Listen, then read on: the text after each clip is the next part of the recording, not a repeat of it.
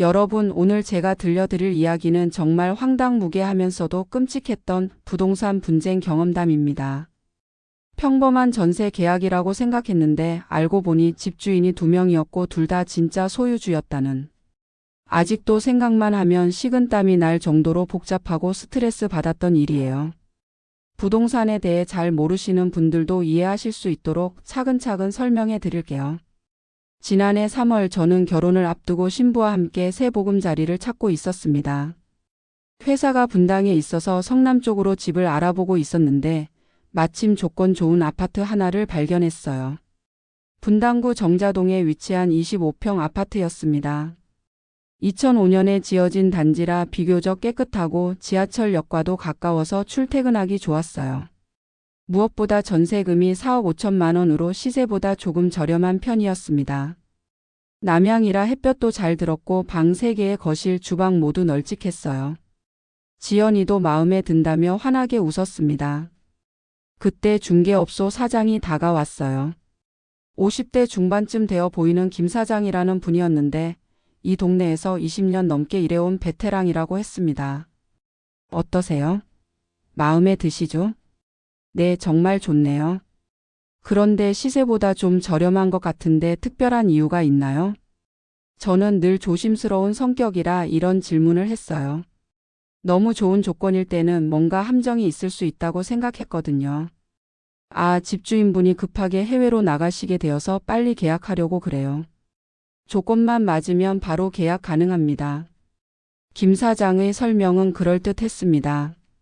실제로 급매물들은 시세보다 조금 저렴하게 나오는 경우가 많거든요. 집주인은 언제 만날 수 있을까요? 내일 오후에 만나실 수 있어요.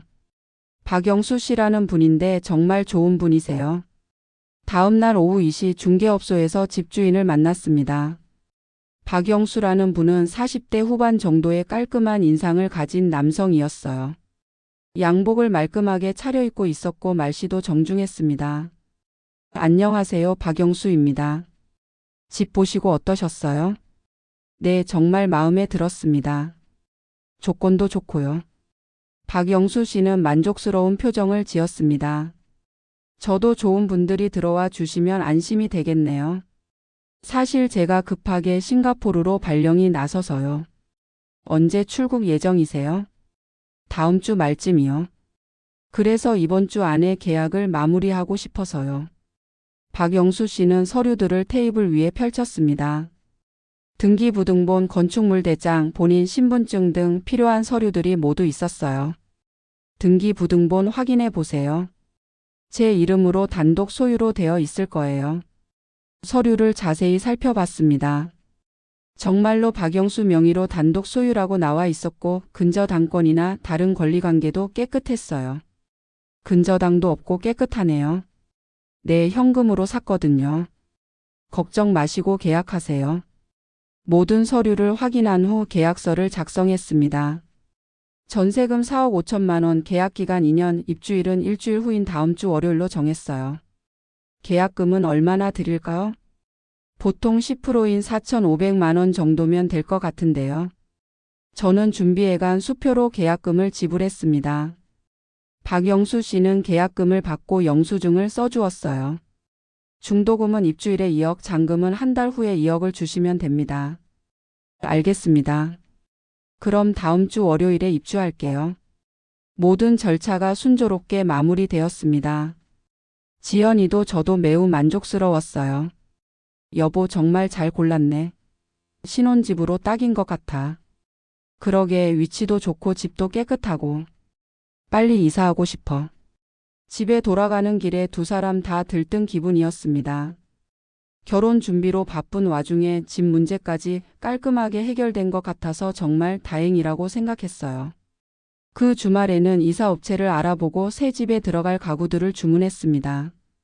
모든 게 완벽하게 진행되는 것 같았죠. 이번 주 월요일에 중도금 2억 가져가면 되는 거지? 일요일 밤에 지연이와 최종 확인을 했습니다. 여보, 나 먼저 가서 집 상태 한 번 더 확인하고 있을게. 지연이가 먼저 새 집으로 향했고 저는 회사에서 반차를 내고 1시 30분쯤 집으로 향했습니다. 월요일 오후 2시 새 집 앞에 도착했는데 이상한 광경이 펼쳐져 있었습니다. 집 문 앞에 지연이가 얼굴이 하얘진 채로 서 있었고 그 옆에는 처음 보는 중년 여성이 서 있었어요. 여보, 무슨 일이야? 다가가서 물어보니 지연이가 떨리는 목소리로 말했습니다. 이분이 이 집 주인이라고 그러셔. 네? 무슨 말씀이세요? 그때 그 중년 여성이 단호한 목소리로 말했습니다. 저는 이 집의 진짜 주인 이미경입니다. 왜 남의 집에 함부로 들어오려고 하시는 거죠? 이미경이라는 분은 50대 초반으로 보이는 여성이었는데 표정이 매우 험악했어요. 손에는 열쇠와 서류들을 들고 있었습니다. 저희는 박영수 씨와 정식으로 계약한 세입자입니다. 제가 차근차근 설명했지만 이미경 씨의 반응은 더욱 격해졌습니다. 박영수? 그 사기꾼 말이에요. 저는 그 사람 모릅니다. 여기 등기부등본 보세요. 이미경 씨가 내민 서류를 보는 순간 정말 당황스러웠습니다. 분명히 이미경 명의로 소유권이 되어 있었거든요. 이상합니다. 저희가 확인한 등기부등본에는 박영수 씨 이름이 있었는데요. 그럼 그 서류 보여주세요. 저는 가방에서 계약서와 등기부등본을 꺼냈습니다. 이미경 씨가 서류를 자세히 살펴보더니 소리를 질렀어요. 이건 위조된 서류예요. 제 인감까지 위조해서 만든 가짜 등기부등본이라고요. 위조요? 그럴 리가요. 저희는 공인중개사 사무소에서 정식으로 계약했는데. 어느 공인중개사 사무소요? 김 사장 부동산이요. 이 근처에 있는. 이미경 씨의 얼굴이 더욱 일그러졌습니다. 김 사장? 그 사람도 한패예요. 제가 김 사장한테 전세 안 놓는다고 여러 번 말했는데. 상황이 점점 복잡해지고 있었습니다. 저는 일단 침착하게 상황을 정리하려고 했어요. 그럼 지금 경찰서에 가서 확인해 보는 게 어떨까요? 서로 진짜 서류를 들고 가서. 좋아요. 당장 가요. 그런데 그때 또 다른 사람이 나타났습니다. 바로 박영수 씨였어요. 여기서 뭐하고 계세요? 박영수 씨는 상황을 파악하지 못한 채 다가왔습니다. 박영수 씨, 도대체 어떻게 된 일인가요? 이분이 자기가 집주인이라고 그러는데요. 이미경 씨가 박영수 씨를 보자마자 소리를 질렀습니다. 당신, 내 집을 뭐라고 생각하는 거야? 뭐라고요? 이 집은 제 집인데요. 박영수 씨도 당황한 표정이었습니다. 하지만 이미경 씨는 더욱 화를 냈어요. 당신 때문에 얼마나 고생했는지 알아요? 벌써 세 번째잖아요. 세 번째요? 무슨 말씀이세요? 저도 박영수 씨도 상황을 이해할 수 없었습니다. 이미경 씨가 설명하기 시작했습니다. 이 사람이 제 집을 무단으로 임대해서 벌써 2번이나 전세 사기를 쳤어요. 그때마다 저한테 피해가 왔고요. 말도 안 되는 소리 하지 마세요. 저는 정당한 소유자입니다.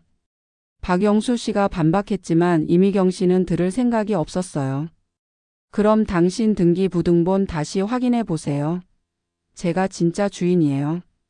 두 사람이 계속 다투는 사이에 저와 지연이는 어찌할 바를 몰랐습니다. 여보, 이거 완전 꼬였네. 어떻게 하지? 지연이가 불안한 표정으로 물었습니다. 일단 경찰서 가서 정확히 확인해 보자. 그 순간 박영수 씨가 휴대폰을 꺼내 어디론가 전화를 걸었어요. 여보세요? 변호사님, 저 박영수입니다. 지금 급한 일이 생겨서. 네, 바로 와주실 수 있나요? 이미경 씨도 지지 않고 전화를 걸기 시작했습니다. 경찰서요? 여기 전세 사기꾼이 또 나타났어요. 네, 바로 와주세요. 상황이 점점 커지고 있었습니다. 저는 급하게 김 사장에게 전화를 걸었어요. 김 사장님, 지금 큰일 났어요. 집주인이 2명이라고 그러는데. 뭐라고요? 그럴 리가 없는데. 제가 바로 가겠습니다. 20분 후 현장에는 경찰 2명, 박영수 씨 변호사, 김 사장까지 모여들었습니다. 아파트 현관 앞이 완전히 아수라장이 되어버렸어요. 경찰관이 상황을 정리하려고 했습니다. 일단 침착하시고 각자 서류부터 확인해 보죠. 모든 사람들이 가진 서류들을 테이블 위에 놓고 확인하기 시작했습니다. 그런데 정말 이상한 일이 벌어졌어요. 두 등기 부등본 모두 진짜였습니다. 경찰관이 서류들을 자세히 살펴본 후 놀라운 사실을 알려줬습니다. 이상합니다. 두 등기 부등본 모두 진짜네요. 그럴 리가 없는데요. 이미경 씨가 소리쳤지만 경찰관은 계속 설명했습니다. 여기 보세요. 이 집은 박영수 씨와 이미경 씨가 공동으로 소유하고 있습니다. 지분이 각각 50%씩이네요. 뭐라고요? 모든 사람이 놀란 표정을 지었습니다. 박영수 씨 변호사가 나서서 설명했습니다. 공동 소유의 경우 임대차 계약을 체결하려면 모든 소유자의 동의가 필요합니다. 한 사람만으로는 계약이 불가능해요. 그제서야 상황이 이해되기 시작했습니다. 하지만 새로운 의문이 생겼어요. 그럼 박영수 씨는 왜 자기가 단독 소유자라고 했나요? 경찰관이 박영수 씨에게 물었습니다. 저도 몰랐습니다. 제가 확인한 등기 부등본에는 단독 소유로 나와 있었어요. 박영수 씨가 억울하다는 표정으로 말했습니다. 그때 김 사장이 당황한 표정으로 말했어요. 저도 잘못 확인한 것 같습니다. 등기 부등본을 제대로 안 봤나 봐요. 이미경 씨가 화를 내며 소리쳤습니다. 김 사장, 당신 몇 번째예요? 제가 임대 안 한다고 그렇게 말했는데. 죄송합니다. 정말 실수였어요. 상황이 조금씩 정리되기 시작했습니다. 하지만 가장 중요한 문제가 남아 있었어요. 그럼 저희 계약은 어떻게 되는 건가요? 제가 불안한 마음으로 물었습니다. 변호사가 답변했습니다. 공동 소유자 중 한 명만의 동의로 체결된 계약은 무효입니다. 다른 소유자가 동의하지 않으면 계약을 유지할 수 없어요. 그럼 저희가 낸 계약금은요? 당연히 돌려받으셔야죠. 그런데 이미경 씨가 단호하게 말했습니다. 저는 절대로 세를 놓지 않을 겁니다. 이 집은 제가 살 집이에요. 그럼 제가 계약금을 돌려드리겠습니다. 박영수 씨가 말했지만 또 다른 문제가 있었어요. 박영수 씨 계약금을 어디에 썼나요? 경찰관이 물었습니다. 급하게 싱가포르 출국 준비하면서 이미 써버렸습니다. 얼마나요? 거의 다. 이 말을 듣는 순간 정말 절망적이었습니다. 그럼 저희는 어떻게 해야 되나요? 지연이가 울먹이는 목소리로 물었습니다. 변호사가 설명했습니다. 일단 민사소송을 통해 계약금을 돌려받으셔야 할 것 같습니다. 그리고 중개업소에도 책임이 있으니 함께 소송을 진행하시는 게 좋겠어요. 김 사장이 당황한 표정으로 말했습니다. 저희도 실수였습니다. 최대한 도와드리겠습니다. 하지만 당장 해결책이 나오지는 않았어요. 그날 밤 집에 돌아와서 지연이와 긴 대화를 나눴습니다. 여보, 이제 어떻게 하지? 계약금 4,500만 원이 날아갔어. 소송해서라도 돌려받아야지. 그런데 시간이 얼마나 걸릴까? 변호사 비용도 만만치 않을 텐데. 정말 막막한 상황이었습니다. 다음 날 다시 한번 상황을 정리해 보기로 했습니다. 박영수 씨와 이미경 씨 모두 만나서 해결 방안을 찾아보려고 했어요. 먼저 박영수 씨를 만났습니다. 박영수 씨, 정말 모르고 하신 일인가요? 정말입니다. 저도 피해자예요. 제가 가진 등기 부등본은 분명히 단독 소유로 나와 있었어요. 박영수 씨가 보여준 서류를 다시 확인해 보니 정말로 단독 소유로 표기되어 있었습니다. 그럼 이게 위조 서류인가요? 그런 것 같습니다. 저도 속은 거예요. 그럼 누가 위조했을까요? 박영수 씨도 고개를 저었습니다.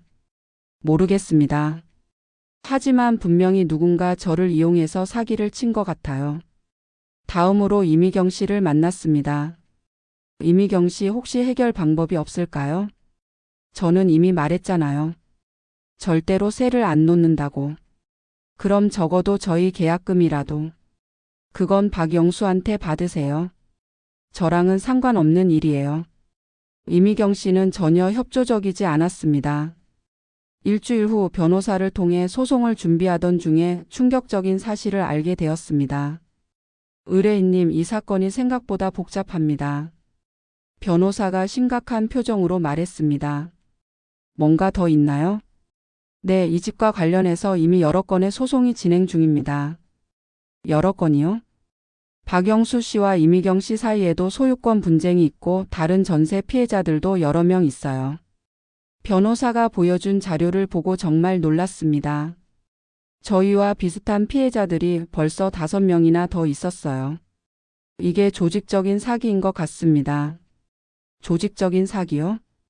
네, 김 사장 부동산을 중심으로 한 전세 사기 조직인 것 같아요. 그 순간 휴대폰이 울렸습니다. 박영수 씨에게서 온 전화였어요. 여보세요, 급히 만나야 할 게 있어요. 중요한 얘기예요. 오후에 박영수 씨를 만났는데 그의 표정이 매우 어두웠습니다. 무슨 일이세요? 저도 속았습니다. 김 사장이 저를 이용해서 사기를 친 거예요. 무슨 말씀인가요? 박영수 씨가 설명하기 시작했습니다. 김 사장이 제게 투자 얘기를 했어요. 아파트를 공동 구매해서 전세를 놓으면 수익이 좋다고. 그래서요? 저는 이미경 씨와 공동으로 집을 샀다고 생각했는데 알고 보니 이미경 씨는 원래 그 집 주인이었어요. 상황이 점점 복잡해졌습니다. 그럼 박영수 씨는 뭔가요? 김 사장이 위조 서류를 만들어서 저를 공동 소유자로 만든 거예요. 그리고 제 이름으로 전세 계약을 하게 한 거죠. 그럼 박영수 씨도 피해자라는 말씀인가요? 네, 저도 완전히 속았어요. 제가 진짜 소유자인 줄 알았어요. 이야기를 들어보니 전체 그림이 보이기 시작했습니다. 김 사장이 실제 집주인인 이미경 씨 모르게 위조 서류를 만들어서 가짜 공동 소유자인 박영수 씨를 내세웠고 박영수 씨 명의로 전세 계약을 체결해서 계약금을 가로챈 것이었어요. 그럼 김 사장은 어디에 있나요? 그게 연락이 안 돼요. 사무실도 비어 있고 도망갔나 보네요. 며칠 후 경찰에서 연락이 왔습니다. 김 사장이 붙잡혔습니다. 전세 사기 조직의 주범으로 체포됐어요. 정말요? 그럼 이제 해결되나요? 어느 정도는 해결될 것 같습니다. 하지만 피해 금액 회수는 시간이 걸릴 수 있어요. 김 사장이 체포된 후 사건의 전모가 밝혀졌습니다. 김 사장은 실제 집주인들 모르게 위조 서류를 만들어서 가짜 공동 소유자들을 내세우고 그들 명의로 전세 계약을 체결해서 계약금을 가로채는 수법을 반복해 왔던 것이었어요. 박영수 씨도 완전한 피해자였고 이미경 씨는 진짜 집주인이지만 자신도 모르는 사이에 집이 전세로 내어졌던 것이죠. 이제 좀 정리될 것 같네요. 지연이가 안도의 한숨을 쉬었습니다. 하지만 문제는 완전히 끝나지 않았어요. 김 사장이 체포된 후에도 문제 해결까지는 긴 시간이 걸렸습니다. 무엇보다 이미경 씨와의 관계가 여전히 복잡했어요. 이미경 씨, 이제 상황이 정리됐으니 대화해 볼 수 없을까요? 체포 소식을 들은 후 이미경 씨를 다시 만났습니다. 그래도 저는 새를 놓을 생각 없어요. 이 집은 제가 아들과 함께 살려고 준비한 집이에요. 이미경 씨의 말을 듣고 보니 그분도 나름의 사정이 있었습니다. 아들분이 결혼하시나요? 네, 내년에 결혼 예정이에요. 그래서 이 집을 준비한 거예요. 상황을 이해하고 나니 이미경 씨를 무작정 나쁘게 볼 수만은 없었습니다. 그럼 저희는 계약금이라도 돌려받을 수 있을까요? 그건 김 사장한테 받으세요. 제가 받은 돈은 없어요. 김 사장의 재판이 시작되었지만 피해 금액을 회수하는 것은 쉽지 않았습니다. 김 사장 재산이 거의 없습니다. 이미 다른 사기로 빚도 많고요. 변호사의 말에 절망스러웠습니다. 그럼 저희 돈은 못 받는다는 말씀인가요? 최대한 노력해 보겠지만 전액 회수는 어려울 것 같습니다. 그런데 3개월 후 예상치 못한 일이 벌어졌습니다.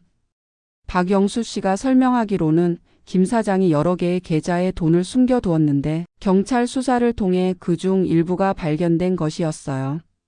하지만 여전히 집 문제는 남아 있었습니다. 그런데 또 다른 반전이 기다리고 있었어요. 한 달 후 이미경 씨에게서 갑작스러운 연락이 왔습니다. 사실 제가 생각을 바꿨어요. 어떤 생각을요? 이미경 씨가 설명하기 시작했습니다. 아들이 결혼을 미뤘어요. 신부 쪽에서 집값이 너무 비싸다고 해서 좀 더 저렴한 곳으로 알아보기로 했거든요. 그런데 이 집을 그냥 비워두기에는 관리비도 아깝고, 그래서 전세라도 놓을까 생각 중이에요. 이 말을 듣는 순간 가슴이 뛰기 시작했습니다. 혹시 저희한테 기회를 주실 수 있을까요? 그래서 연락드린 거예요. 그동안 고생 많으셨는데 저도 미안한 마음이 있어서요. 조건은 어떻게 되나요? 원래 조건 그대로 하죠. 4억 5천만 원의 2년 계약. 정말 믿을 수 없는 일이었습니다. 정말 감사합니다. 대신 한 가지 조건이 있어요. 뭐든지 들어드릴게요. 제 아들이 가끔 놀러 와도 될까요? 지금 원룸에서 혼자 살고 있거든요. 당연하죠. 전혀 문제 없습니다. 그렇게 해서 4개월간의 악몽 같은 일이 마무리되었습니다. 계약금도 일부 돌려받았고 원래 원했던 집에서 살 수 있게 되었어요. 새로 계약서를 쓸 때 이미경 씨가 말했습니다. 이번에는 정말 정식으로 계약하는 거예요. 등기부등본도 제대로 확인하시고. 네, 이번에는 변호사도 대동해서 모든 서류를 철저히 검토했습니다. 드디어 입주하는 날 지연이와 함께 새 집 열쇠를 받았습니다. 여보, 정말 힘들었지만 결국 해결됐네. 그러게 중간에 포기할 뻔했는데. 이제 정말 우리 집이야. 지연이가 환하게 웃으며 말했습니다. 입주한 지 6개월이 지난 지금 그때 일을 돌이켜보면 정말 큰 교훈을 얻었다고 생각합니다. 첫째, 부동산 계약할 때는 반드시 등기부등본을 직접 확인해야 한다는 것. 둘째, 중개업소만 믿지 말고 반드시 집주인을 직접 만나봐야 한다는 것. 셋째, 계약서 작성 전에 변호사나 전문가의 도움을 받아야 한다는 것. 여보, 이 일로 배운 게 정말 많은 것 같아. 지연이도 같은 생각인 것 같았습니다. 그러게 처음에는 정말 절망적이었는데 결국 잘 해결됐잖아. 이미경 씨와도 좋은 관계를 유지하고 있습니다. 가끔 아들분이 놀러 오시면 차도 대접해드리고 집안 소소한 수리가 필요할 때도 빨리 해결해 주세요. 이미경 이모 안녕하세요. 지연이는 이미경 씨를 이모라고 부르며 친하게 지내고 있어요. 지연아, 오늘도 일찍 들어왔네? 저녁은 먹었어? 네, 먹었어요. 이모는 드셨어요? 이런 식으로 정말 가족 같은 관계가 되었습니다. 박영수 씨와도 가끔 연락을 주고받아요. 결국 그분도 피해자였으니까요. 그때 정말 미안했습니다. 저도 완전히 속은 줄 몰랐어요. 아니에요. 박영수 씨도 피해자셨잖아요. 오히려 도움 많이 받았어요. 김 사장은 결국 3년형을 받고 교도소에 갔습니다. 전세 사기로 여러 사람에게 피해를 입힌 것이 인정되었거든요. 정의는 승리한다는 말이 정말 맞는 것 같아요. 지금 저희는 결혼도 무사히 마치고 새 집에서 행복하게 살고 있습니다. 그때 힘들었던 경험이 있었기에 지금의 행복이 더욱 소중하게 느껴져요. 부동산 계약을 앞두고 계신 분들께 조언드리고 싶은 것은 아무리 급해도 꼼꼼히 확인하시라는 것입니다. 등기부등본은 반드시 인터넷 등기소에서 직접 발급받으시고 집주인 신분증도 꼼꼼히 확인하세요. 그리고 계약금이 아까워서 성급하게 계약하지 마시고 의심스러운 부분이 있으면 반드시 전문가와 상의하시기 바랍니다. 마지막으로 하고 싶은 말은 아무리 어려운 상황이 와도 포기하지 마시라는 것입니다. 저희도 중간에 몇 번이나 포기하고 싶었지만 끝까지 포기하지 않았기 때문에 좋은 결과를 얻을 수 있었어요. 새 집에서의 첫 겨울을 맞으며 따뜻한 우리만의 보금자리에서 새로운 꿈들을 키워가고 있습니다. 혹시 저처럼 부동산 문제로 고생하고 계신 분들이 있다면 절망하지 마시고 끝까지 싸우시기 바랍니다. 정의는 반드시 승리하고 진실은 언젠가 밝혀지게 되어 있으니까요. 그리고 무엇보다 가족과 함께라면 어떤 어려움도 이겨낼 수 있다는 것을 깨달았습니다. 이렇게 저희의 긴 전세 계약 분쟁기가 해피엔딩으로 마무리되었습니다. 여러분도 부동산 계약하실 때 조심하시고 혹시 문제가 생기더라도 끝까지 포기하지 마시기 바랍니다. 그리고 가장 중요한 것은 가족과 함께라면 어떤 어려움도 이겨낼 수 있다는 것입니다. 감사합니다.